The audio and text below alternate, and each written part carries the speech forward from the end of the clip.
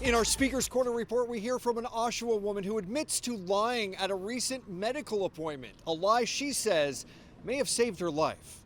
In the spring of 2024, life was good for 38-year-old Sidra Lone, mother of 4, who worked for the Durham School District. I'm an ECE. I was working in a kindergarten room. But she started noticing a theme. And I met 3 supply teachers, coming on and off.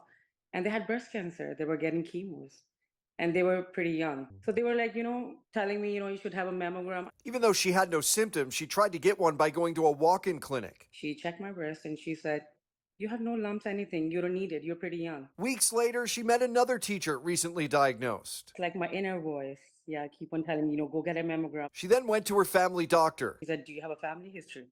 This time I lied to her. I said, I do. And she said, okay, you know what? I'll give you ultrasound and a mammogram. I went in. After a month, I was diagnosed with stage 2 aggressive triple negative breast cancer. And my oncologist, when I told her my story, and she's like, you saved your own life, you know that? The reason she wasn't given a mammogram off the bat, she was too young. As it stands now, 50 is the minimum age for regular, publicly funded mammograms in Ontario. But starting next week, that will change. As of October 8th, it is lowering the age to 40. Dr. Jean Seeley is founding president of the Canadian Society of Breast Imaging. We've been advocating to lower the screening age for over 12 years.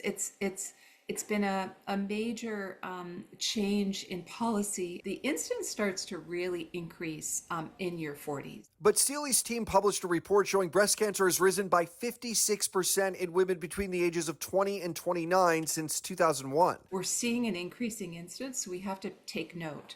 A woman in her 30s has a 42.4 per 100,000 incidence of getting breast cancer. So it's already starting to rise, but it really increases in the 40s where it's 139.4 per 100,000.